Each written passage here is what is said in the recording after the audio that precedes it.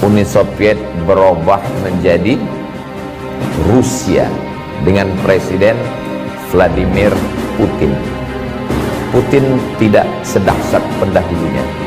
Dia masih mau meresmikan masjid bersama dengan Erdogan.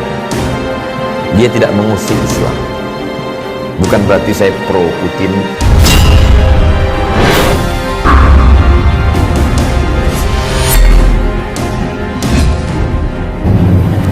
Negara ini dikuasai oleh Uni Soviet.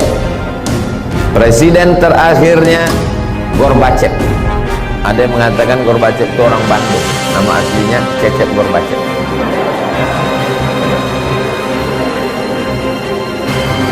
Kita tahu bahwa Uni Soviet komunis, ateis, sosialis. Ekonominya sosialis. Akidah agamanya komunis, tidak ada Tuhan. Di antara tokohnya adalah Karl Marx. Pemikirannya disebut dengan Marxisme, mengatakan Tuhan tidak pernah menciptakan manusia. Manusia itulah yang membuat Tuhan dalam pikiran. Kata Marxis, Tuhan itu, agama itu hanya opium, candu. Sama seperti orang kecanduan narkoba, begitulah orang mabuk agama. Tuhan tidak pernah ada, kata Karl Marx. Negara-negara jajahannya tidak boleh membaca Quran. Quran-Quran dibakar, ulama-ulama dihabisi, agama tidak boleh berkembang. Akhirnya datang Boris Yeltsin. Setelah itu tumbanglah Uni Soviet dan negara-negara tadi merdeka, dan Soviet menjadi kecil dan negara tidak sebesar dulu lagi. Ketika negara-negara jajahan Uni Soviet tadi merdeka, Uzbekistan, Tajikistan, Afghanistan, Kirgistan. Stan itu artinya bahasa Inggrisnya land, tanah. Orang Kurdi punya tanah namanya Kurdistan. Somat punya tanah namanya Somatstan. Tajikistan, Uzbekistan, Kazakistan, Kirgistan, Tajikistan, Afghanistan merdeka. Apakah mereka ini menjadi komunis dan tidak beragama? Ternyata setelah negeri-negeri ini merdeka, anak-anak kecilnya hafal Quran. Ya, Masya Allah dulu, cerita belum selesai. Dari mana anak-anak ini bisa hafal Quran? Ternyata di dalam kamar itu malam-malam tanahnya digali. Digali pasir tanah di kamar itu, lalu kemudian bagian atasnya ditutup pakai papan dan karpet. Anak-anak dimasukkan ke dalam, gelap, tidak dikasih lampu, menghafal Quran, memakai metode talqin. Guru membaca, murid mendengar. Uni Soviet berubah menjadi Rusia dengan Presiden Vladimir Putin. Putin tidak sedahsyat pendahulunya. Dia masih mau meresmikan masjid bersama dengan Erdogan.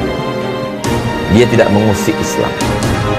Bukan berarti saya pro Putin. Lalu dari 3 contoh sampel tadi, yang pertama Tunisia, yang kedua Uni Soviet, yang ketiga Turki. Ini akan masuk ujian akhir.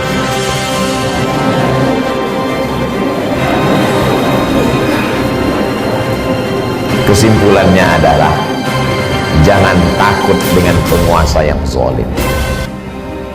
Tapi kami nggak bisa berceramah seperti Ustadz. Ceramah ini berat, biar aku aja. Sanggup kalian dibully? Sanggup kalian nanti upload tiba-tiba lebih banyak unlike, dislike, Sanggup kalian diserang oleh buzzer, caci maki, sumpah serapah, kalian ngapal Quran. Bismillahirrahmanirrahim. Bismillahirrahmanirrahim. Idza as-samaa'u fatarat, idza as-samaa'u fatarat, wa idzal kawakibu tasarat, wa idzal kawakibu tasarat, wa idzal biharu fujirat. Tidak melihat Quran tapi hafal Al-Quran. Gelap, di tengah gelap itulah anak-anak itu menghafal Quran. Ketika tentara-tentara Uni Soviet datang, mereka diam, mereka sepi, mereka sunyi. Saat tentara tertidur malam, di malam itulah mereka mendidik anak-anak bertahajud dan menghafal Al-Quran. Terbukti janji Allah, inna nahnu nazzalna dzikra wa inna lahu lahafidh. Akhirnya apa yang terjadi?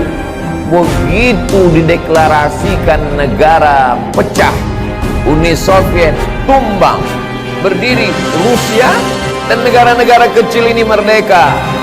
Al-Quran sudah bangkit. Tidak ada yang bisa menghilangkan Islam dari suatu negeri. Kuncinya satu, lembaga pendidikan Al-Quran. Jadi walau apapun yang terjadi di suatu negeri, sezolim itu pun penguasanya, selama lembaga pendidikan Quran masih ada, Allah masih akan menolong negeri.